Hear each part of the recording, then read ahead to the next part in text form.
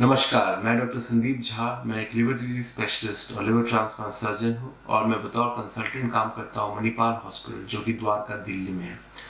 आज हम बात करेंगे एक बहुत ही जानलेवा कंडीशन की, जो कि सिरोसिस के मरीजों में देखा जाता है, जो कि है खून की उल्टी या अपर जीआई ब्लीडिंग, या जिसको साइंटिफिक लिटरेचर में कहा गया है हेमाटेमेसिस। इसको हम हिंदी में खून की उल्टी बोलते हैं और इसके कारण एक रिस्क, जो मौत की संभावना है, वो बहुत ज़्यादा बढ़ जाती है। कहा जाता है कि हर बार अगर किसी सिरोसिस मरीज को खून की उल्टी होती है तो करीब 20% चांस है, या 5 में से 1 मरीज ऐसा है जो कि इस जानलेवा लक्षण को सर्वाइव नहीं कर पाएगा, या उसकी मौत की संभावना काफ़ी ज़्यादा हो जाती है। तो हम ऐसे कंडीशन की बात करेंगे जिसको खून की उल्टी कहा गया है, और जो एक सिरोसिस के मरीज में एक जानलेवा कंडीशन हो सकता है। तो ये खून की उल्टी क्यों होती है, क्यों ऐसा होता है सिरोसिस में कि लिवर बहुत सख्त हो जाता है और उसमें जो खून का बहाव होता है वो बहुत ज़्यादा कॉम्प्रोमाइज़ हो जाता है, और इसके कारण लिवर के पीछे जो नसें हैं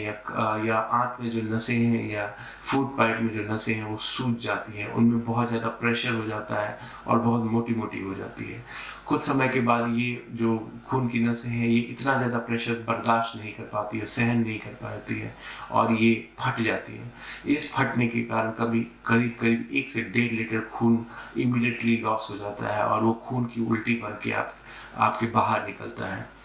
जब ऐसी सिचुएशन होती है तो पूरा परिवार पैनिक कर जाता है, बहुत ज़्यादा ब्लड लॉस हो जाता है, पेशेंट का ब्लड प्रेशर क्रैश कर जाता है,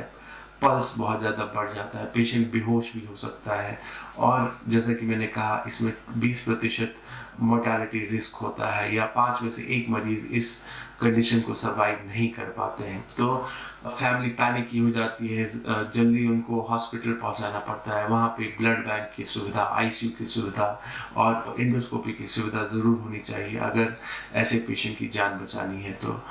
तो कहने का मतलब है कि एक बहुत ही जानलेवा सिचुएशन और एक बहुत पैनिक की सिचुएशन हो जाता है किसी भी मरीज के लिए जो सिरोसिस से सफ़र कर रहा है।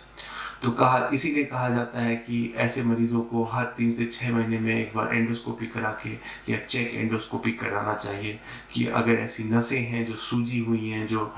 हाई प्रेशर नसें हैं, उसको बैंडिंग करके या ईवीएल करके उनको टेक केयर किया जा सके और ऐसी जानलेवा परिस्थिति को अवॉइड किया जा सके। कहा जाता है कि सिरोसिस के मरीज में करीब 40 से 60% लोगों में कभी ना कभी ये जो खून की नसें हैं वो सूज जाएंगी, या इसोफेजियल वेरिसेस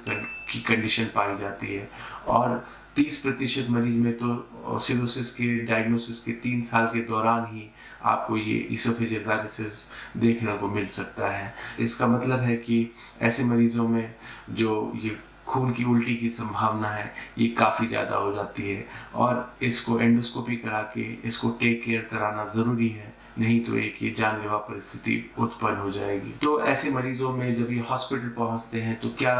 क्या चीज़ें हैं जो ज़रूरी हैं। सबसे ज़रूरी है कि जो ऐसा हॉस्पिटल है या अस्पताल है उसमें एंडोस्कोपी सर्विसेज 24 घंटे अवेलेबल होनी चाहिए, ब्लड बैंक की व्यवस्था होनी चाहिए ऐसे हॉस्पिटल में, और आईसीयू की व्यवस्था होनी चाहिए ऐसे हॉस्पिटल में। तभी हम ऐसे क्रिटिकल मरीजों का ख्याल रख सकते हैं या इनको बचाया जा सकता है। तो सबसे पहले तो डॉक्टर एंटीबायोटिक शुरू करते हैं, क्योंकि देखा गया है कि अगर टाइमली ऐसे मरीजों में एंटीबायोटिक शुरू हो जाए तो इनके बचने की संभावना बढ़ जाती है। उसके अलावा खून रोकने के लिए कुछ दवाइयाँ आती हैं जिनको वेजोप्रेसर्स कहा जाता है। ऐसी दवाइयाँ इन मरीजों को जल्द से जल्द शुरू करना चाहिए, जिससे इन नसों में प्रेशर कम हो जाता है और खून का रिसाव भी कम हो सकता है। इसके अलावा ऐसे मरीजों में पीपीआई थेरेपी जल्दी से जल्दी शुरू होनी चाहिए, क्योंकि ऐसे मरीजों में देखा गया है कि कभी पेट में या ड्यूडेनम में अल्सर्स होते हैं,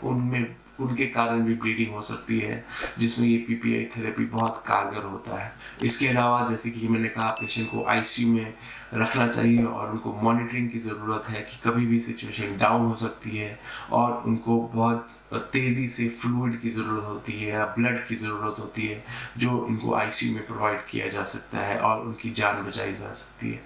इसके अलावा एक बार मरीज़ का ब्लड प्रेशर ठीक होता है या बेहतर होता है तो उनको जल्दी से जल्दी एंडोस्कोपी कराना चाहिए। और ये जो फटी हुई खून की नसें हैं इनको टेक केयर कर सकते हैं एंडोस्कोपी के दौरान।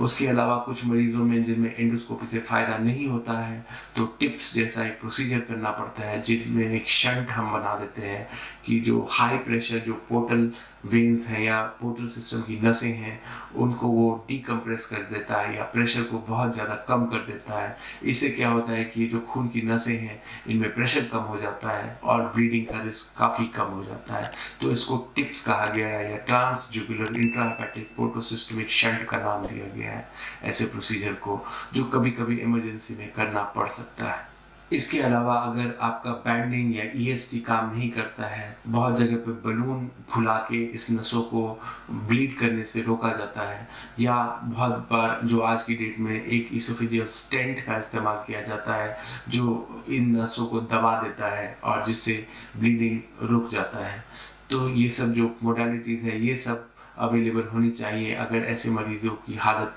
या जान बचानी है। अगर मान लीजिए रूटीन केस में या इलेक्टिव केस में ये सब इसोफेजियल वायरसेस सामने आया है तो मरीजों को कुछ दवाइयों पे डाला जा सकता है जिसके कारण ये जो खून की नसें हैं इनमें प्रेशर कम हो जाता है और जो रिस्क ऑफ ब्लीडिंग है वो कम हो जाता है। उसके अलावा इनको टाइमली एंडोस्कोपी करा के अगर ये नसें सूजी हुई हैं तो उसकी बाइंडिंग की जा सकती है या दूसरी तरह से इन इसोफेजियल वायरसेस को टेक केयर किया जा सकता है। उसके अलावा अपर जीआई ब्लीडिंग है जो खून की उल्टी है, ये एक बहुत खतरनाक लक्षण है डीकॉम्पनसेटेड सिरोसिस का, और अगर किसी मरीज को ऐसे लक्षण सामने आ रहे हैं तो उनको लिवर ट्रांसप्लांट के बारे में जल्द से जल्द सोचना चाहिए, क्योंकि यही एकमात्र थेरेपी है जो इनको लंबी उम्र प्रदान कर सकती है। तो अगर आपको लगता है कि इस वीडियो में ज़रूरी इन्फॉर्मेशन है जिससे आपको फ़ायदा हुआ है तो प्लीज़ लाइक करें और शेयर करें इस वीडियो को और सब्सक्राइब करें इस चैनल को कि ज़्यादा से ज़्यादा लोगों को इस इन्फॉर्मेशन से फ़ायदा हो पाए। धन्यवाद।